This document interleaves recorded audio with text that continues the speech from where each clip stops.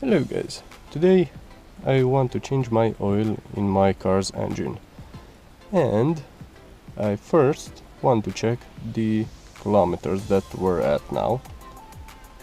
Obviously my steering wheel blocked down like so. So now I'm at 250,000 kilometers, and the last oil change was done about 11,000 kilometers ago. So in case you're doing it on your car, make sure to write that number down, the one over there. Here we have the last oil change sticker. I'm going to take it closer.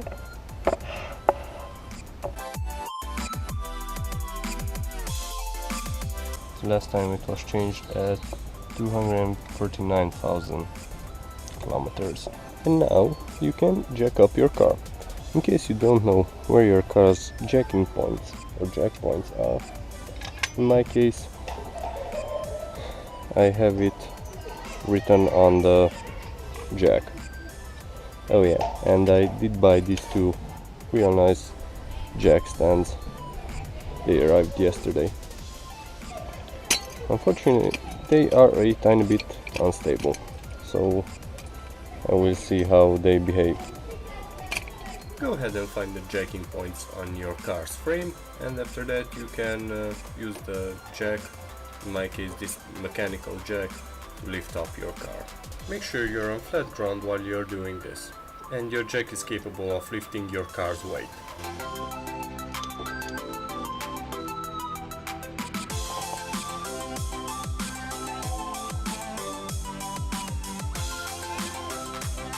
Also, before jacking, make sure the car isn't moving forward or backward by pulling the emergency brake or putting it in gear, park, wherever. Depends on the car you have. So I will need to lift it up at least at this height.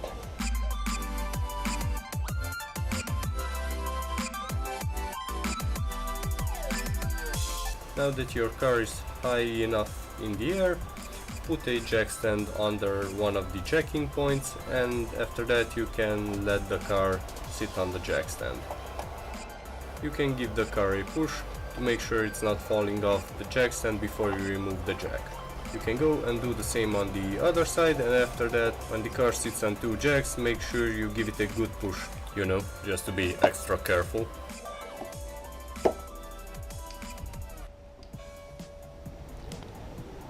Okay, now that you have the car up in air and secure, in my case I will have to remove this screw and that one over there on this side, same on the other side, and I think there are 5 or 6 more under to remove this plastic cover to access the oil pan and filter and everything you need.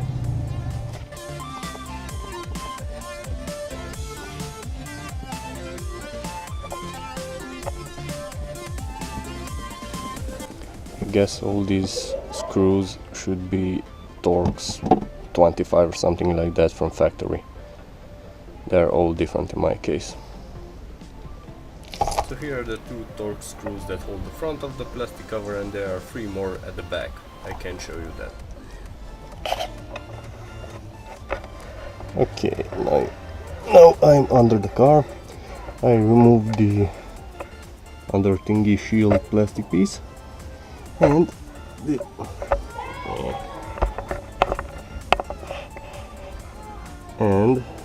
this is the bolt we're looking for. This one. There is another one, but that's a bit more hidden. That's not the bolt that you're looking for.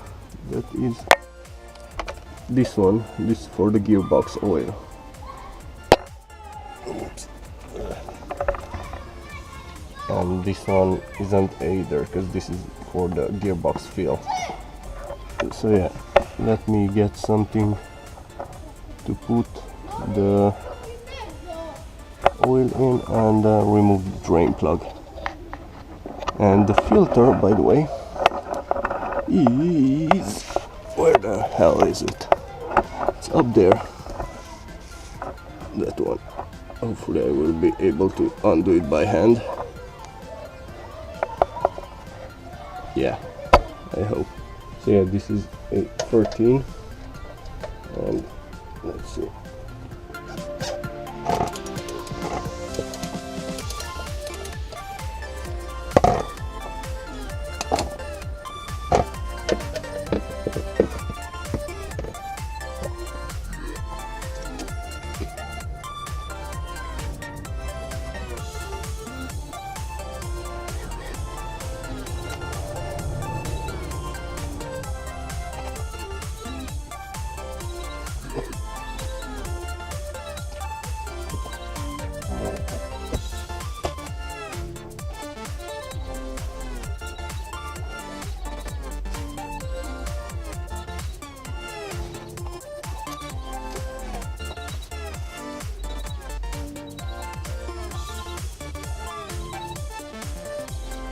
Don't forget to put the drain plug back before you try to fill it up with oil. I've heard stories of mechanics that forgot it and wasted like 5 liters of oil. By the way, don't forget to change the oil filter when you're doing your oil changes.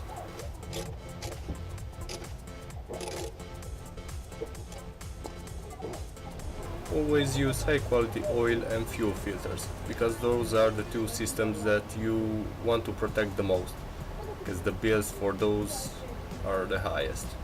Okay then, so before you put the new filter in, you can put some oil, fresh or old, doesn't really matter, on the rubber seal, so it seals better and it doesn't go on dry.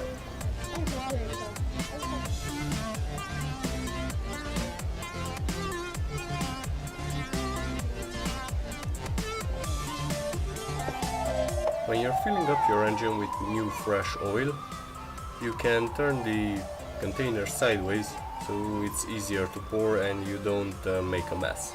On the other hand, if you don't know what oil to use for your car, you can consult your owner's manual.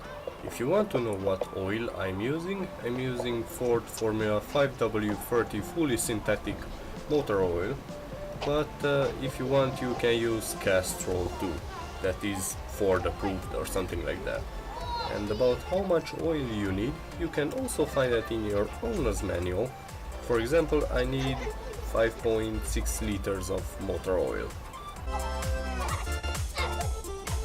After you're done filling up the engine block with oil, you can check it on the dipstick. Well, maybe you won't get the exact measurement because the oil is kind of like flowing all around the engine, but after you start it up, then you can check the exact level. Make sure it is between the minimum and the maximum mark. It can also be on the maximum mark when the engine is cold, and just make sure it's not above it.